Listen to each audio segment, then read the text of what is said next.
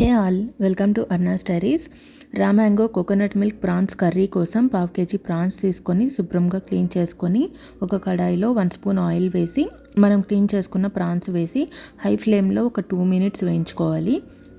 ఇందులో 1/2 స్పూన్ పసుపు, 1/2 spoon salt, 1/2 spoon కారం వేసుకొని అందులో నుంచి వచ్చిన వాటర్ మొత్తం పొయ్యే వరకు కలుపుతూ వేయించుకోవాలి. హై ఫ్లేమ్లో పెట్టి వేయించడం వల్ల వాటర్ అంతా త్వరగానే పోతుంది. సో ఇప్పుడు చూస్తున్నారు కదా, అలా బాగా వేయించుకొని ఒక బౌల్లోకి తీసి పెట్టుకోవాలి. నేను అదే ప్యాన్ మళ్ళీ తీసుకుంటున్నానండి, మీరు కావాలంటే వేరే ప్యాన్ కూడా తీసుకోవచ్చు.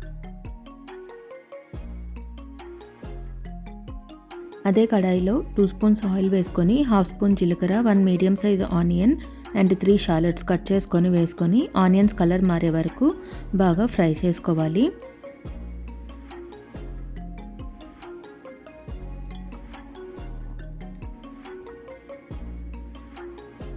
సో ఆనియన్స్ ట్రాన్స్పరెంట్గా అయిన తర్వాత 1 స్పూన్ జింజర్ గార్లిక్ పేస్ట్ వేసుకొని పచ్చివాసన పోయే వరకు వేయించుకోవాలి. నేను ఇక్కడ ఇంట్లో జింజర్ గార్లిక్ పేస్ట్ చేసి ఫ్రీజ్ చేసి పెట్టుకునింది వేసుకున్నాను. మీరు నార్మల్ పేస్ట్ కూడా ఫ్రెష్గా వేసుకోవచ్చు. అది వేగిపోయాక 2 స్పూన్స్ కారం, 1 స్పూన్ ధనియాల పొడి, 1/2 spoon garam masala, 1 spoon prawns masala వేసుకొని మంచిగా మిక్స్ చేసుకొని ఫ్లేమ్ సిమ్లో ఉంచుకొని మూత పెట్టి 1 నిమిషం మన మసాలాలన్నీ పచ్చివాసన పోయే వరకు వేగనివ్వాలి. నెక్స్ట్ మూత తీసి 1 గ్లాస్ కోకోనట్ మిల్క్, ఇది ఇంట్లో చేసుకునిందేనండి. పచ్చి కొబ్బరిని కొంచెం వాటర్ వేసి మిక్సీలో మెత్తగా పేస్ట్ చేసుకొని ఫిల్టర్ చేసుకుంటే మనకి మంచి కొబ్బరి పాలు రెడీ అయిపోతాయి. సో ఆ కొబ్బరి పాలని ఇక్కడ యాడ్ చేసుకొని ఒకసారి మొత్తం మిక్స్ చేసుకొని ఒక పొంగు రానివ్వాలి. నెక్స్ట్ 2 స్పూన్స్ సాల్ట్ వేసుకొని రా మ్యాంగో కూడా యాడ్ చేసుకుంటున్నాను. ఒక మీడియం సైజ్ పచ్చి మామిడికాయ తీసుకున్నానండి. ఇది తొక్క పలచగా ఉంది, పెద్దగా వగరుగా కూడా లేదు. సో నేను తొక్కతో సహా వేసుకున్నాను, మీరు తొక్క తీసేసి కూడా వేసుకోవచ్చు. అంతా ఒకసారి కలుపుకొని 1 నిమిషం మూత పెట్టి ఉడకనివ్వాలి.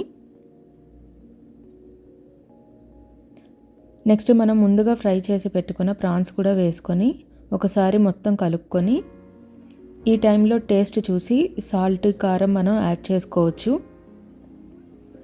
అలాగే నేను 1 స్పూన్ డ్రై నట్స్ పౌడర్ కూడా వేస్తున్నాను. అన్నీ కలిసి బాగా కలుపుకొని గరిటె లోపలే పెట్టి పైన మూతతోటి క్లోజ్ చేసి ఒక 5 minutes ఉడికించుకోవాలి. ఇప్పుడు స్టవ్ ఆఫ్ చేసేసి గరిటె తీసేసి మూత పెట్టి ఒక 10 minutes అలా వదిలేయాలి. కూర బాగా దగ్గర పడుతుందన్నమాట.